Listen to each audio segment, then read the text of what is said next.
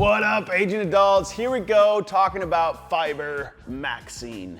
So what is Fibermaxing? I had a client actually ask me the other day, hey, have you heard of this Fibermaxing trend that's going on? And I literally at first was just like, no, I have not, but let me guess. They're gonna say that we need to increase our fiber and we need to eat better. And they're like, yeah, that's pretty much about it. I'm like, okay, so it's the same common health themes over and over again. I'm just gonna briefly talk about Fibermaxing, all the benefits of it, and give you guys actionable steps to do of actually how to increase fiber in a good and safe, progressive way.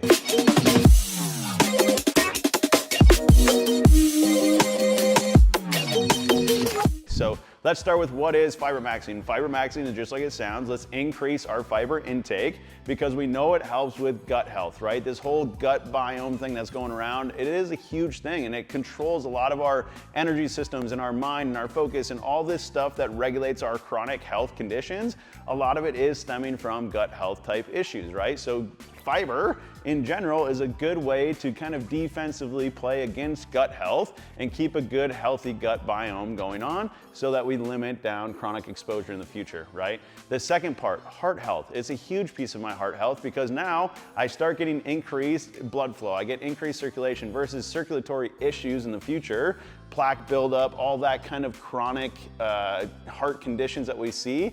Fiber is a huge preventative way of addressing those conditions. So increasing your fiber intake in a safe manner helps out a ton with the heart health.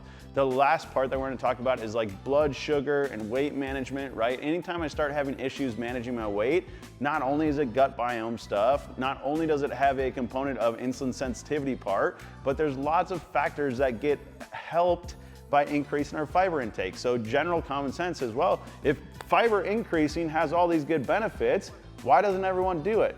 One, it doesn't always taste good, right? Like it's healthy, which is the hard part. All these additive food things over here, the chips, the sodas, the taste good things, don't have good fiber in them, right? So we gotta cut that stuff out, but our brain is addicted to all this shit and it doesn't necessarily like all this stuff because it's so common, it's so easy, it's so predictable of what we need to do, but it doesn't necessarily give us the addictive properties of all this other stuff, so we don't get the opioid fix that we're like, oh my God, it feels so good, right? Like we aren't getting that pleasure response from eating these fruits and vegetables over here. So I listed out a bunch here, but I'll just rip through them real quick. We got our raspberries, we got apples with skin, we got pears with skin, we got bananas. For veggies, we've got our broccoli, our carrots, our Brussels sprouts, our sweet potatoes. For our legumes, we've got lentils, black beans, edamame. For our grains, we've got oats, quinoa, brown rice. For our nuts and seeds, we've got our chia seeds, our flax seed, our almonds, right? All of those are great sources of fiber to be consuming, but I'm gonna give you a couple little tricks here of how do I incorporate this into my daily so that I not only get increased fiber, but I also get increased health benefits. Okay, so let's start from waking up, okay? Anytime I wake up, I wanna rehydrate myself and get some water in my system. That water with the fiber is gonna increase my overall hydration throughout the day, which is gonna help retain and pull fluid into my system to help me retain water, which we know all of our cells in our body need water and need to be hydrated to give us metabolism, to give us energy for our brain, to give us all this other stuff that we need on a daily basis, okay? So increase hydration right out of bed. Now, in the morning, ideally, I want to start my day off with a little bit more glucose, which is the fuel for my brain, which is a sugar from starches getting broken down, right? If I put a candy bar in, I don't get good glucose. I get a huge insulin spike, I get a huge glucose spike, but then I get the crash on the backside. Berries and your fruit sources that I listed off there a little bit ago are ideal for the morning type behavior because now I get to wake up, ideally go for a little walk for 30 minutes, 45 minutes, get a little metabolism boost in.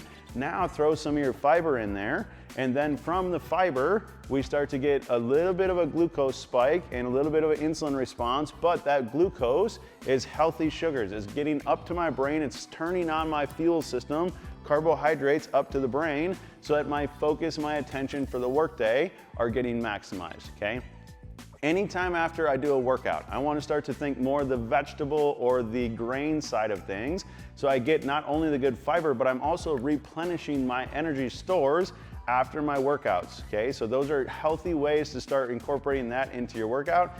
Dinner time, I want to think more of the veggies, all right? I don't want to be storing a bunch of excess sugar and excess carbohydrates that I don't need. around bedtime, because that, unfortunately, as aging population, starts to store over towards the fat stores, okay? So limiting the sugar response that we have in the evenings, that's why the fruits aren't always the best with the dinner option. So throwing in the vegetables later in the day is ideal so that we aren't getting those sugar stores going into the evening, which will overall convert to the fat.